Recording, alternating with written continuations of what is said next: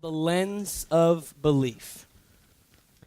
Tonight, talking about circumstances. But this is really on my heart, and I'd say probably this last week as I just take time, and I just want to say, man, I am humbled and honored to be your pastor. I mean that from my heart.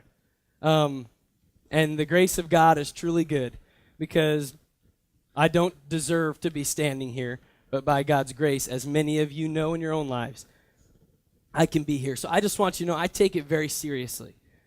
But I research and I pray and I want to seek what the Lord wants for His words to speak to us. Not just a good word, not just a nice one, not just something that's tantalizing or academically astute. No, I really want what God the Father wants to say to you and to me. The lens of belief. Man, in life we're confronted. We've got decisions. We've got opportunities, circumstances. And whether we accept it or not, we're peering at these things both near and far away, but we're looking through a lens of perspective. We are. The world offers us, or sometimes forces on us, what that lens should be. How we should view things, how we should look at them, how we should react to situations. Whether that means with anger, whether that means with anxiety, survival, self-sufficiency, what the best choice is, what's politically correct. And it gives us this lens that says this is how we are to see things. This is what this means. This is how we should react to it. Here's a great example, a little lighthearted. Marriage. You go up to someone at your job. I just got engaged. I'm getting married. Oh, ball and chain. Mrs. Ball and Chain, that's what it's going to be. You're going to lose all your freedom. Life stinks. Live it up now, bachelor man. This is what people told me. I worked at a restaurant. I was so excited. And then all of a sudden, you're expecting like, yeah, oh. And instead it's like, oh, you blew that money on that ring. It's like, what? But the world gives us, this is the response, this is the reaction, this is how you should see marriage. This is the lens you're looking through of marriage. That's the biggest lie. Marriage is the best gift God can give us after salvation. It is such a gift. And all those who tomorrow are like, Valentine's Day. I'm believing, I'm taking that by faith. I'm taking that by faith. Send them, Lord. Send her, Lord. Well, Taco Bell will bump into each other. Get the 5-layer? I get the 5-layer. Let's eat the 5-layer together. No, okay. So, but that idea is such a lie, right? It's such a wrong lens to look through. It's not true.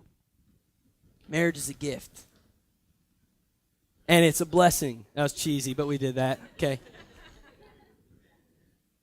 It is such a gift. It is such a blessing. What about having kids, right? Anna and I were about to have our first baby girl, first baby. There she is. The belly button's popping. How crazy if her water broke on a Friday night. You would see me like you've never seen me before, as a frantic mess, mumbling, grumbling. Okay, but having a baby, right? And so now we hear the reactions of some other people. They're like, oh, enjoy your sleep now while you have it. Oh, enjoy your money while you have it. Oh, okay. And I'm not saying these people were mean-hearted and angry, but this is like that lens you're looking through, right? And so it was about a week and a half ago. I was just kind of getting a little discouraged. I'm like, wow, this is crazy. I'm not going to sleep. I'm going to be poor, impoverished. I'm going to have spit up on me in my white T-shirt, walking around not knowing what to do with a dirty diaper in my hand. It's like people are calling, hey, let's hang out. I can't. Baby's nap time. All this stuff. And I was talking to a friend of mine who had a little baby boy. His name is Shiloh. They'll be visiting us in just a week. And he's been a dad for about 1.5 years now. And he said to me the other day, he said, I just want to tell you, Stephen, being a dad is the best thing that ever happened to me. He said, it is just amazing. You look at your child and you think, wow, I'm responsible. This is my child. I can raise them in the ways of God. I can love them. I can teach them. And I just needed that. It was like that lens that I was starting to kind of peer through that's this depressing, all this stuff. It's like he ripped it out and he gave me a new lens, and I could see, wow, that's the gift of being a dad. That's the gift of being a mom. I'm excited about it. It doesn't negate the reality of responsibility in these things or in life, but it just helps us look differently. But see, when we read the Word of God, when we walk through Scripture, when we walk through the teachings of Christ and the teachings of the Old Testament all the way up through the New Testament, we're told we have potential. A potential to look through a lens at life with faith and belief. We have that ability. We have that choice, that gift. Now, hear me. I'm going to preface this. I'm not saying that belief in God, faith in God, is just simply a lens we pick up and we take and put on and then we lay down and then we move around. That's not what I'm saying, but follow my analogy here with this. What I am saying is that this analogy is allowing us to realize and understand that when we believe, our perspective begins to change. When we begin to peer through the lens of faith and belief, what we see, the images we see begin to be transformed. How God sees them. We have that gift. If we are followers of God, we have that gift. We have that ability. John 17, verse 16. Jesus is speaking. He's talking about Christians, you and me, followers of him. He says, they are not of the world, describing us, even as I am not of it. We are in this world, but we are not of it. Does that mean I'm like, disappear right now? No, that's not what we're saying. We're not saying like somehow we all got here. That's not what I'm saying here. But we're talking about just a totally different world. Is saying a transformation that has taken place. Suddenly, we don't see life the same way. It's like scales have been dropped from our eyes that we see it differently. Life itself looks different. Death looks different. All of a sudden, things begin to change. So there's a different perspective. More than perspective, even, it's further. It's like a new set of eyes. It's like we've been given a new set of eyes. We are in this world, but not of it. In this world, but not of it. Like, how many of you have ever been to a different country before? Great.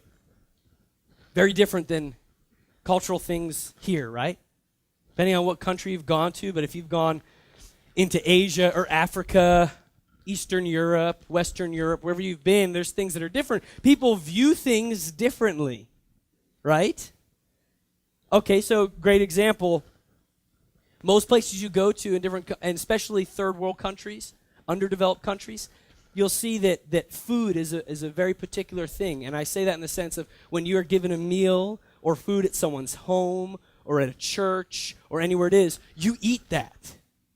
Okay, but here in America, we're like, yeah, eat it if you don't want to, you don't like it. Unless you're like a hardcore Italian family where they're just like, eat the meatball. No, eat the meatball, sweetie. She's smiling at you, but you're like, she's going to kill me if I don't eat this meatball. I'm stuffed. But when we go there, there's just these, it's totally different.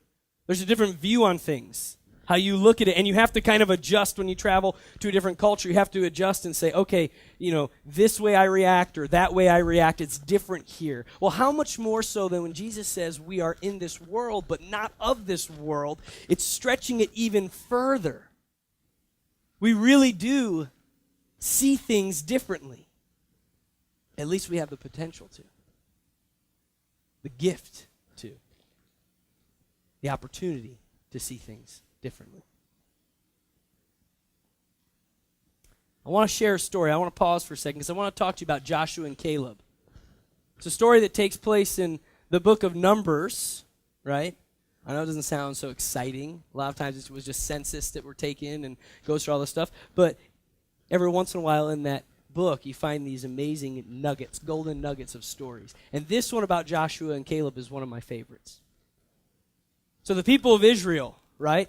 Maybe you're like, I just saw Exodus, or what is it, right? Gods and Kings. You know what I'm talking about? You guys don't go to the movie theaters? You don't do that stuff? Christian Bale, thank you. Okay. So you just saw that, you're like, I'm up on my Israelite history. Okay.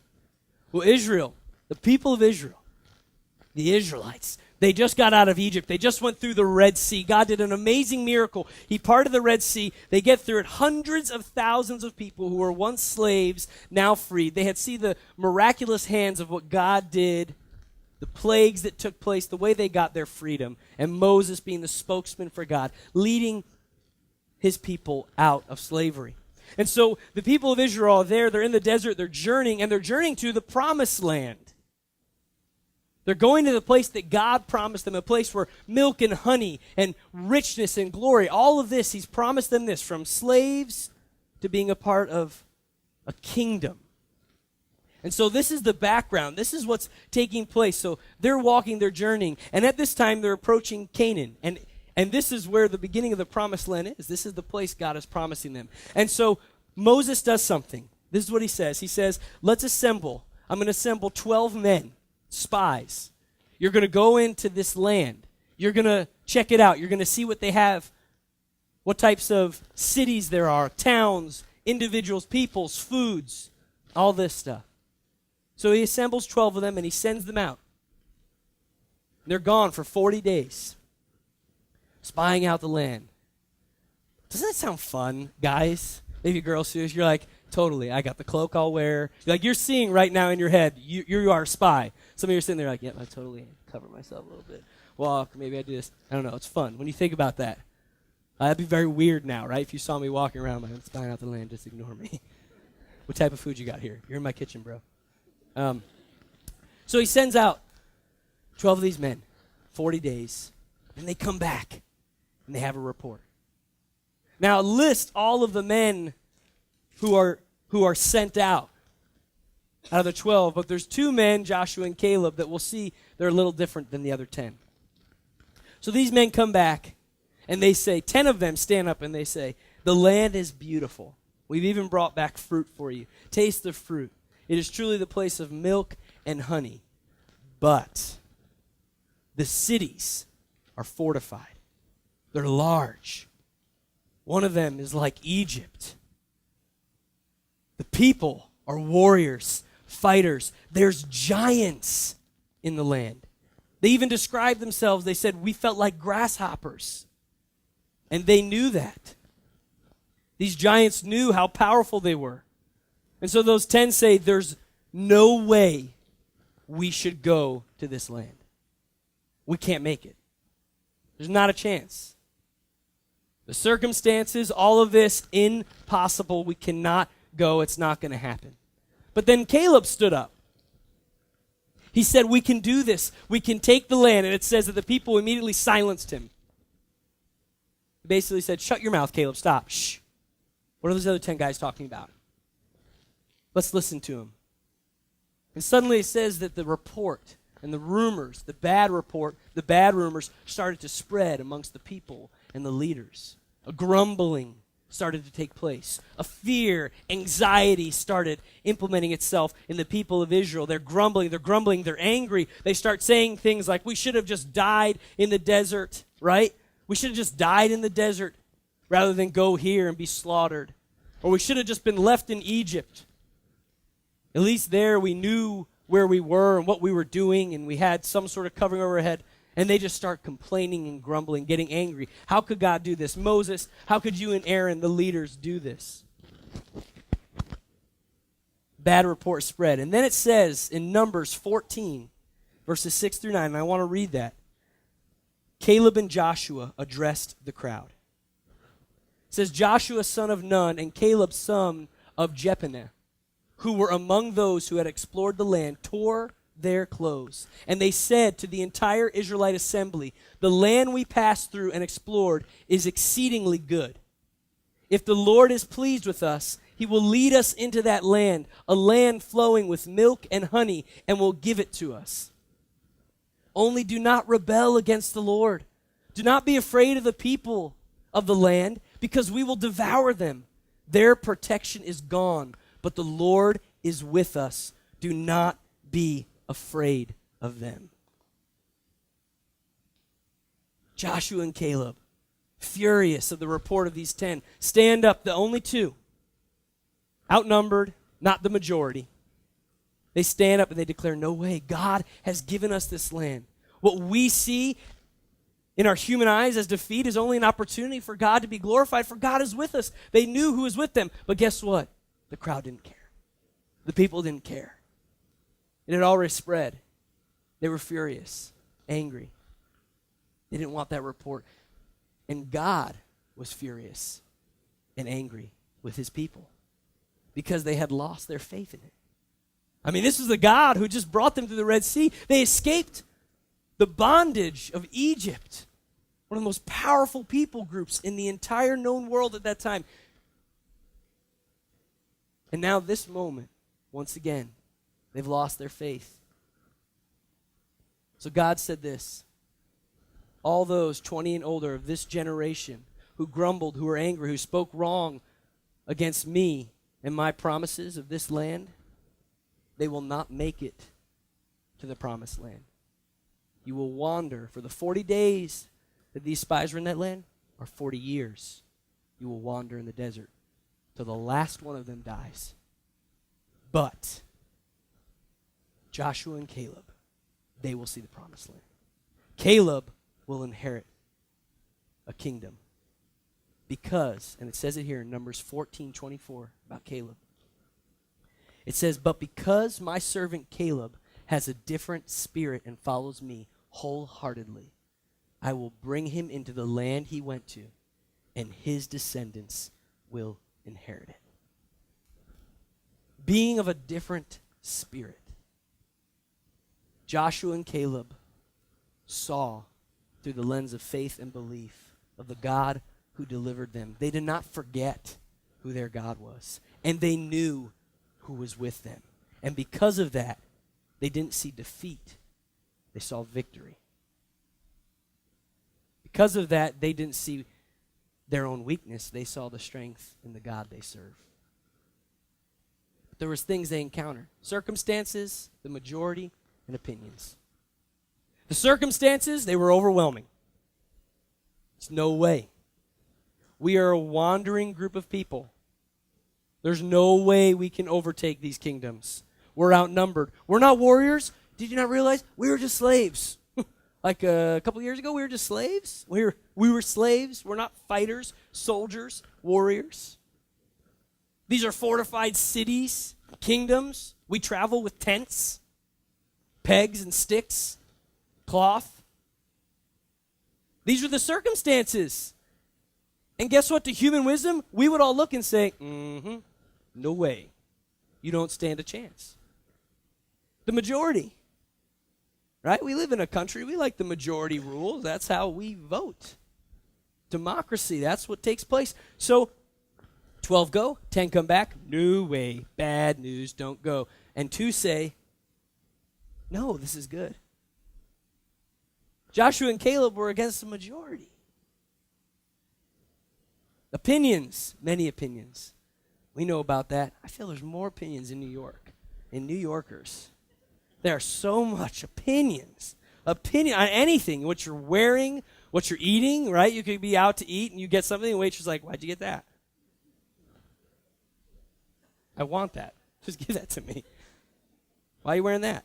You shouldn't do that. And then you ever catch yourself like you're at a clothing store, you're trying something on, and then right when you put it on, you like realize, I don't really like this. Maybe you stepped out for the mirror. I'm not saying they're in there with you. That would be weird. So you step out, and then you're like, I'm not. And then the person's like, oh, that looks great. That looks great. Have you found yourself like, oh, I know. You're putting it in the bag like you're going to go purchase it, and last minute you're like, I'm not getting that. But that opinion was like so influential. I don't know their opinion. They think, okay. So opinions. All these opinions. We can't go. We should have died in Egypt. At least there we would live long lives. There's no chance. We don't stand a chance. We're outnumbered. Come on, mom. Opinions. Clouding the right perspective. Clouding the promises of God. But thank God, Joshua and Caleb, they looked through a different lens. They looked through a different lens. They weren't intimidated. They weren't afraid. It says they served God wholeheartedly. What does that mean? Every part of their being, they followed him. Their eyes did not leave him. They would not move without him. They would not move out of his sight. They were with him, and they knew that he was with them. So what are you faced with? Come on, what are your overwhelming circumstances? What's overwhelming you right now? What things are you encountering? I know I'm encountering stuff. Circumstances that you're looking at, and that lens of the world is slowly getting darker and darker. And you're getting obsessive about something. You're getting nervous, anxiety, depression. You're seeing these things. Opportunity you feel is just drifting away. Feeling lost. Are you allowing a crowd of people to alter your perspective? Are you allowing the majority to tell you what's right? What's wrong? What you should do, how you should react? People's opinions becoming the new perspective you use? What they think about this? What media thinks about this? What the TV show, or I don't listen to TV shows. Yes, we have to battle that. I don't let TV shows influence me. Kidding me?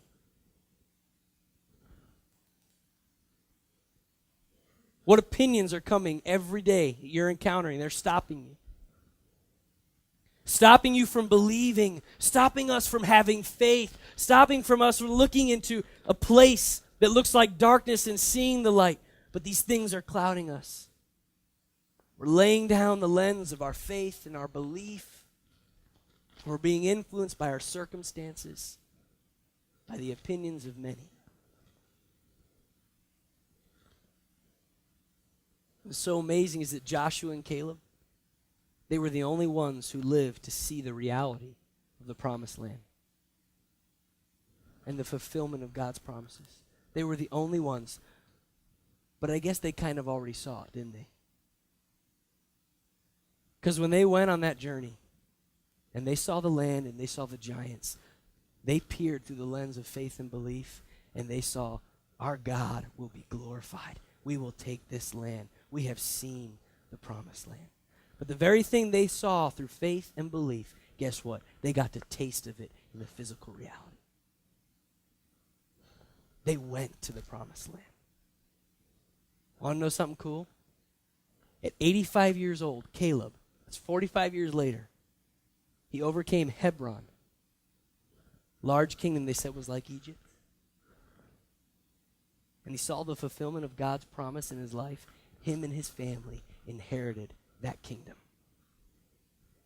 Because he looked through the lens of belief and faith in his God. This is not about self-empowerment. This is not about name it, claim it. What I'm talking about is saying when you are a follower of God, you have the ability to look into places, look at lands, and see the faithfulness of God, see his hands move, see him transform. What lens are you looking through? Have you forgotten the things God has done in your life? Have you grumbled? Have you been angry? And yet you forgot that just last year God did something so amazing in your life? That just last week God touched your heart? That God provided for you in this last 6 months and you had no idea? But suddenly we've forgotten those things? Had such belief and faith, and then one little thing happened and all of a sudden threw that down? We can't forget what God has done. Joshua and Caleb didn't. They remembered he parted the Red Seas. They remembered the plagues that gave them their freedom. They remembered the quail from heaven. They remembered the provisions God gave them, how he fed them and gave them water in the desert. They remembered who their God was. They had seen the fire of God. They had seen the earth open up. They had seen the cloud of glory that led them. They knew who their God was. And because of that, their faith was strong. Realize who's with you. God is with you. When you come to that realization, you'll begin to see life all around in such a different way. When you walk into circumstances, when you confront a situation, when you see a room of individuals, peer into these moments with faith and watch the things God will let your eyes begin to see. You'll see transformation where things are stagnant, healing where there is sickness, victory where others declare defeat, strength when others are overwhelmed by weakness, restoration where there is destruction, a city where there's a pile of ruins, His glory revealed in the midst of trial and tragedy. I can't help but remember the story in the Gospel of John, chapter 11. Jesus' friend had just died. His name was Lazarus. He was dead for a few days. And Jesus arrived and told Martha, his sister, remove the stone. She said, no, the smell, all this stuff. And he said, stopped her. He said, did I not tell you that if you believed, you would see the glory of God? And he said, Lazarus, come out. And a dead man rose up. I want to see the glory of God. And I want to peer into places. I want to look into circumstances. I want to see what God sees. Because I've believed in who He is. Because I know what He can do. I have faith in Him. I'm going to invite the band to make their way up here. And as they do, I'm just going to close it with this. I couldn't help on my walk today. I was thinking, man, I am so glad that Jesus didn't choose to see me by my circumstances, that Jesus didn't choose to see me by people's opinions of me, that Jesus didn't choose to see me by the crowd and what they said I deserved, who they said that I was. Stay with me here. I know there's stuff happening on the stage. Stay with me here. I'm so glad. I'm so glad that Jesus saw me through His eyes. He saw you through His eyes. He saw potential. He saw forgiveness. He saw a lost child who needed a father. He saw someone forgotten who needed to be saved. I just was overwhelmed by that. I said, man, He sees who I am. He looks at me through a different lens.